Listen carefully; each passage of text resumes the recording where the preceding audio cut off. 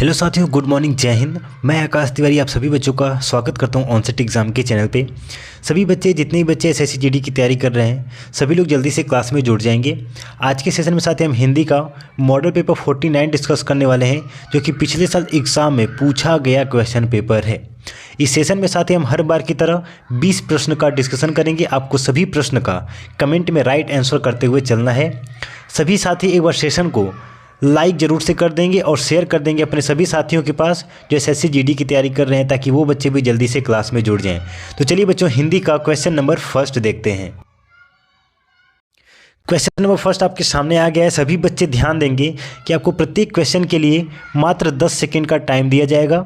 जितना टाइम आपको एग्ज़ाम में दिया जाएगा उतना टाइम मैं आपको यहाँ पे दे रहा हूँ क्वेश्चन पढ़ने के बाद, ताकि आप अपनी स्पीड को बढ़ा सकें। ठीक है बच्चे, चलिए क्वेश्चन नंबर फर्स्ट क्या कह रहा है देखते हैं।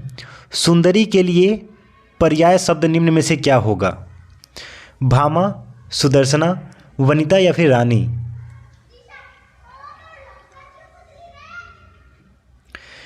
तो देखिए बच्चे, सुंदरी का पर्यायवाची शब्द क्या हो जाएगा? ऑप्शन नंबर बी हो जाएगा, सुदर्शना हो जाएगा।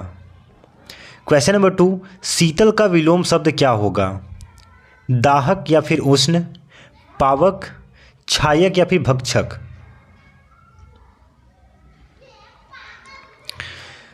तो देखिए बच्चे, शीतल का विलोम शब्द क्या हो जाएगा? दाहक या फिर उष्ण हो जाएगा, ऑप्शन नंबर ए। और बच्चे, पावक का क्या हो जाएगा?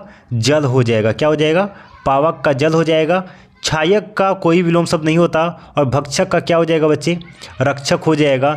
स्क्रीनशॉट जरूर से लेते जाएंगे और सोने से पहले आपको रिवीजन जरूर से करना है। देखिए, हर सेशन में बोलता हूँ, अगर रिवीजन नहीं करेंगे तो आपका सारा पढ़ा लिखा बेकार ही हो जाएगा, क्योंकि एग्ज़ाम देने जाएंगे तो आपको कुछ भी याद नहीं आएगा। क्वेश्चन नंबर 3, जिस स्त्री के पुत्र और पति न हो, वाक्यांश के लिए इनमें से सही शब्द क्या होगा? अवीरा, सधवा, कबीरा या फिर विधवा?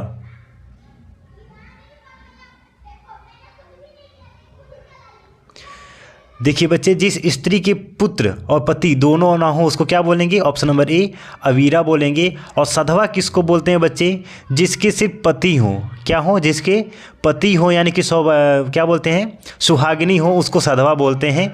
कबीरा का कुछ नहीं होता है। और विधवा जिसके पति ना हो उसको विधवा बोलते हैं, आपको पता ही होगा। ठीक है ना। चलिए क्वेश्चन नंबर 4, एक बार सभी साथी जरा सेशन को पहले लाइक कर दीजिए। देखिए, आप लोग लाइक नहीं करते हैं। लाइक के लिए बोलना पड़े तो कितना गलत लगता है ना। लाइक करके एक बार शेयर कर दीजिए, ठीक है ना बच्चे। चलिए क्वेश्चन नंबर 4, बरसात के 4 महीने वाक्यांश के लिए सार्थक शब्द क्या होगा? 12 मासा, 4 मासा, चौमासा या फिर बरसात? देखिए बच्चे, बाहर कुछ बच्चे शोर कर रहे हैं, आवाज़ कर रहे हैं, तो आई होप आप थोड़ा सा मैनेज कर लीजिएगा, ठीक है ना। तो देखिए, बरसात के 4 महीने वाक्यांश के लिए एक सार्थक शब्द क्या हो जाएगा बच्चे? चौमासा हो जाएगा, ऑप्शन नंबर सी हो जाएगा, चौमासा।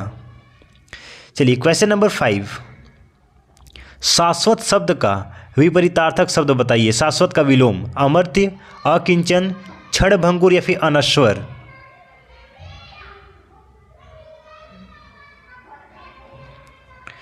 देखिए, शाश्वत का विलोम शब्द क्या हो जाएगा बच्चे? क्षणभंगुर हो जाएगा, ऑप्शन नंबर सी। अमर्त्य का क्या हो जाएगा? मर्त्य हो जाएगा। अकिंचन का क्या हो जाएगा? और हटा देंगे, किंचन हो जाएगा। अनश्वर का क्या हो जाएगा बच्चे? सभी लोग कमेंट में आंसर करते रहिए और लास्ट में बताइएगा कि आपने 20 प्रश्न में से कितने प्रश्न का सही आंसर किया है, ठीक है ना बच्चे। अनश्वर का क्या हो जाएगा? स्वरहीन हो जाएगा। क्या हो जाएगा? स्वरहीन हो जाएगा। स्क्रीनशॉट लेते जाएंगे। चलिए क्वेश्चन नंबर 6, स्वाधीनता का विलोम शब्द है? परतंत्रता, परवशता, निर्बंधता या फिर पराधीनता?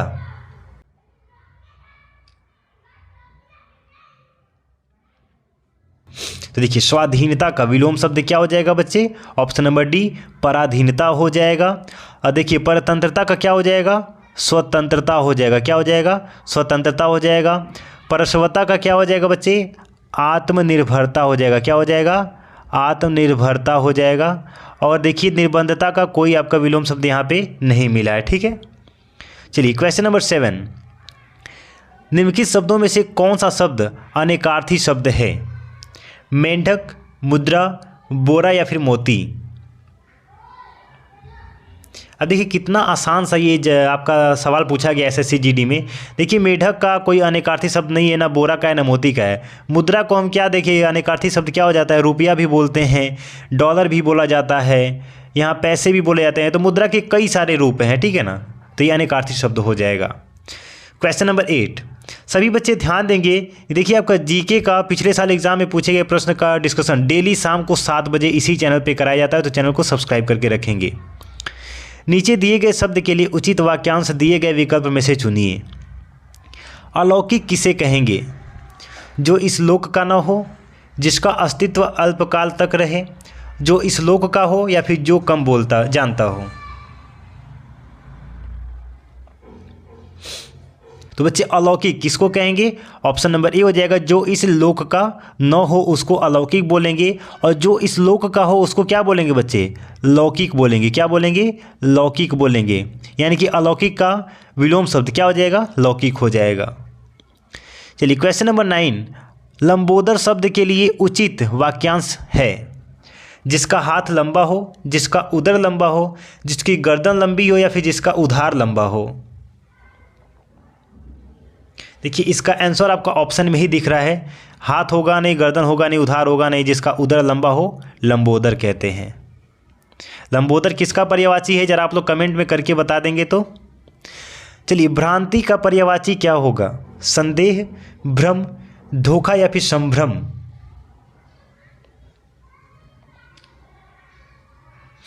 तो भ्रांति का क्या हो जाएगा? ऑप्शन नंबर ए संदेह हो जाएगा। क्वेश्चन नंबर 11, व्यंजन कितने प्रकार के हैं? 1, 2, 3 या फिर 4। और व्यंजन के 3 प्रकार के नाम भी आपको बताने कि कौन कौन से व्यंजन होते हैं। देखिए व्यंजन के कितने प्रकार होते हैं? ऑप्शन नंबर सी हो जाएगा, 3 प्रकार के होते हैं। और कौन कौन से व्यंजन हैं? तो यहाँ पे देखिए, यहाँ पे लिखा हुआ है व्यंजन के मुख्य रूप से 3 भेद होते हैं, ठीक है ना। देखिए वैसे तो व्यंजन के कई भेद हैं, लेकिन मुख्य रूप से पूछे तो 3 भेद होते हैं। कौन कौन से? स्पर्शी व्यंजन, अंतस्थ व्यंजन, ऊष्म व्यंजन। स्क्रीनशॉट ले लेंगे इसका, ठीक है। चलिए क्वेश्चन नंबर 12, य को किस वर्ण के अंतर्गत रखा जाता है? संयुक्त स्वर, अर्ध स्वर, अंतस्थ व्यंजन, या फिर अर्ध व्यंजन।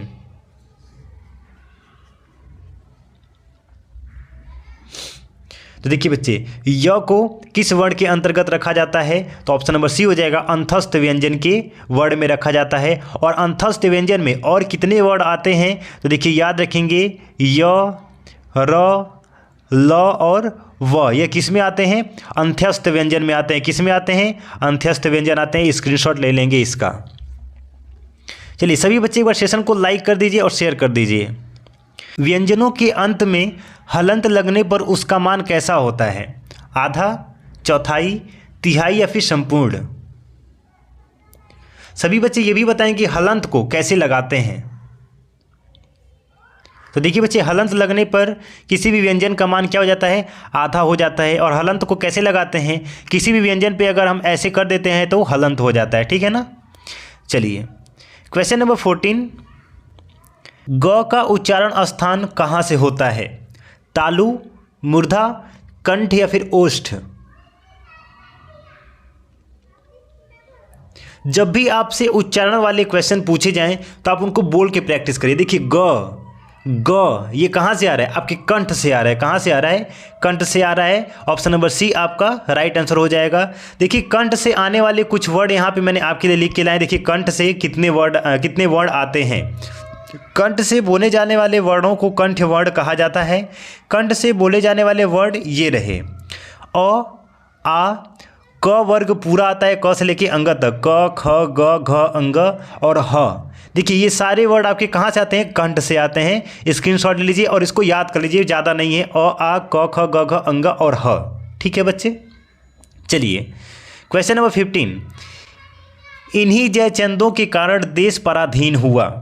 इस वाक्य में जयचंदों कौन सी संज्ञा है? जातिवाचक संज्ञा, व्यक्तिवाचक संज्ञा, भाववाचक संज्ञा, या फिर समूहवाचक संज्ञा नहीं है।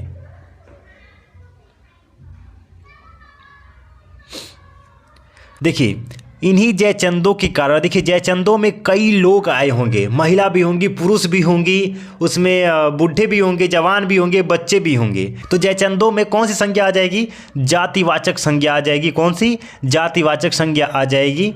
व्यक्तिवाचक संज्ञा किसको कहते हैं? यहाँ पे नीचे हम चलिए डिस्कस कर लेते हैं। देखिए जिस संज्ञा शब्द से किसी व्यक्ति या वस्तु के गुण, दोष, भाव, अवस्था या फिर व्यापार आदि का बोध होता है उसे भाववाचक संज्ञा कहते हैं। एग्जाम्पल के लिए बचपन, जवानी, बुढ़ापा, भला, महता, सुंदरता, ये व्यक्तिवाचक संज्ञा के एग्जाम्पल्स हैं। क्वेश्चन नंबर 16, निम्नलिखित में से कौन जातिवाचक संज्ञा का उदाहरण नहीं है? गाय, नदी, शहर या फिर सुभाष चंद्र बोस। अब जिन्होंने संज्ञा को बहुत अच्छे तरीके से पढ़ा होगा, इंग्लिश में नाउन बोलते हैं, तो एकदम आंख बंद करके टिक लगाएंगे option number D, Subhash Chandra Bose पे, क्योंकि ये व्यक्तिवाचक संज्ञा है। ठीक है ना? क्या है? व्यक्तिवाचक संज्ञा, ये एक व्यक्ति है। ठीक है ना? और बाकी देखिए एक जाति है, गाय, नदी, शहर, ये एक वर्ग में बांटे गए हैं। ठीक है ना? चलिए क्वेश्चन नंबर 17, निम्नलिखित वाक्यों में से कौन सा वाक्य शुद्ध है? आपके दर्शन कब होंगे, मैंने यह करा है, प्यास से होठ सूख रहा था, या फिर मेरा बात सुनो।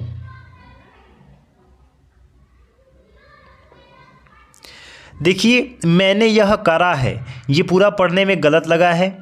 प्यास से होठ सूख रहे थे होगा, था नहीं होगा। मेरा बात सुनो नहीं होता है, मेरी बात सुनो, ये भी गलत है। बचा क्या? आपके दर्शन कब होंगे? The option number A is the right answer. चलिए एक बार सभी सेशन को लाइक कर दीजिए और शेयर कर दीजिए। कान खड़े होना मुहावरे का सही अर्थ क्या होगा? सचेत होना, चालाकी करना, विपत्ति को पहचानना, या फिर भूल का आभास होना। अब देखिए किसी की बात सुन के उसके कान खड़े हो जाए तो क्या हो जाएगा? सचेत होना। Option number A is the right answer. Question number 19, Lilavati पुस्तक संबंधित है किससे? अर्थशास्त्र से, वनस्पति से, गणित से, या फिर विज्ञान से? सभी लोग ये भी बताएंगे कि लीलावती पुस्तक के लेखक कौन है, यह किसकी रचना है। देखिए हिंदी का अगर सेशन है तो यहाँ पे अर्थशास्त्र पे टिक मत लगा लीजिएगा। ठीक है ना? लीलावती पुस्तक किससे संबंधित है? ऑप्शन नंबर सी है, गणित से संबंधित है। और इसके राइटर की बात करें तो राइटर इसके कौन हो जाएंगे बच्चे? भास्कर हो जाएंगे। कौन हो जाएंगे? भास्कर द्वितीय हो जाएंगे। ठीक है ना? स्क्रीनशॉट ले लीजिए, आगे बढ़ते हैं। चलिए आज का लास्ट प्रश्न, अक्षौहिणी का संधि विच्छेद है। चलिए ऑप्शन पढ़ के आंसर करिए, और आंसर जानने से पहले सभी लोग बताएंगे कि आपने 20 प्रश्न में से कितने क्वेश्चन का राइट आंसर किया है। सभी लोग कमेंट में लिख के बताएंगे सर मैंने 20 में से इतने प्रश्न का राइट आंसर किया है। देखिए अक्षौहिणी का संधि विच्छेद क्या हो जाएगा? ऑप्शन नंबर बी हो जाएगा, अक्षधन उहिनी हो जाएगा ऑप्शन नंबर बी। और अक्षौहिणी में कौन सी संधि है? तो बच्चे याद रखेंगे वृद्धि संधि है। कौन सी है? वृद्धि संधि है। सभी बच्चे चैनल को सब्सक्राइब करके रखेंगे। डेली यहाँ पे जीके और हिंदी का पिछले साल एग्जाम में पूछे गए प्रश्न का डिस्कशन कराया जाता है। मिलते साथ ही नए सेशन में। जय हिंद, वंदे मातरम।